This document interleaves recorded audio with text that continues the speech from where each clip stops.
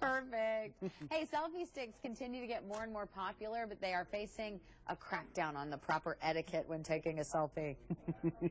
Do I look very casual sitting here with my selfie stick?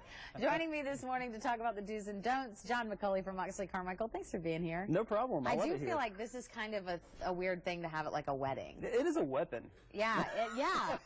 But like you're sitting at a wedding and you're like, oh, hold on, I'm just going to pop this in, take a picture of myself with my date, and then the bride's walking down the aisle, you know? And it's where do I put it? You know, I see people with these things at water parks, and I'm like, where did that come out of? It does break down and fit into your purse, right? It does. Okay. It does. Or your, I don't know where. I don't know where you'd put it if you're a boy. Okay, let's talk about some of the do's and don'ts. Let's first start with the do's. Do take selfies in big crowds. Big crowd environments are a lot of fun with the selfie stick.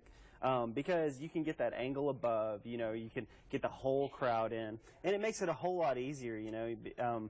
Used to, you'd have that kind of arm out selfie where you'd end up getting the back of somebody's head, but, you know, with the selfie stick, you can get a kind of orbital view there, so it makes it a little bit easier. Well, and I always thought it was kind of polite because you're not bothering somebody else to sit and take your picture while you get all situated and definitely.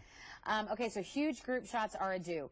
Also, gorgeous landscapes. Yeah, because with the selfie stick, you can get a little bit above the crowd and above the landscape you're in, so you don't just get those plain ground pictures. You get a little bit more zoom, and you can play kind of with the angle there. You do want to take a selfie that doesn't look like a selfie. Absolutely. With your arm like all in the shot, like hanging above your head, right? Absolutely. I get made fun of for my duck face selfies, you know, because they're nerdy selfies. But yeah, you know, you do a lot of duck face selfies, right? I know, right? It's your big thing. But with the selfie stick, you can actually get a way better angle down on yourself, and make it look a little more professional higher up. We always laugh whenever we take pictures. We're always like, lift up the camera. Yeah, it's slimming. Get a little. That's what I do because, you know, obviously you can see the camera adds 44 pounds. Yeah. Do get a better view. Absolutely, and especially if you're afraid of heights. I always love the people that hang the selfie stick over the edge of like a mountain or something. Yeah. Because if you're super afraid of heights, you can reach over a mountain and get a pretty good view down. That's a great idea. It'd be pretty Although neat. I think I'd be nervous even putting my phone over the cliff. Okay, some of the don'ts. There are so many, but let's start with don't block others' view when you're trying to take a selfie. Right. It's rude. This kind of goes with the same thing as taking one out with your arm out. The selfie stick is, the average one's about 4 feet long. Some of them get up to 10 feet long.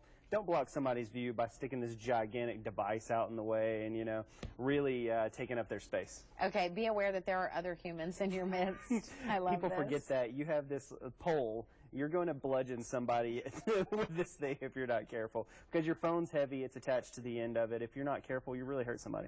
Never make a phone call with a selfie stick still attached. This? Yeah, this is your selfie stick phone call. Don't ever do that, because you will become a meme. You'll be one of those internet memes. That's so funny.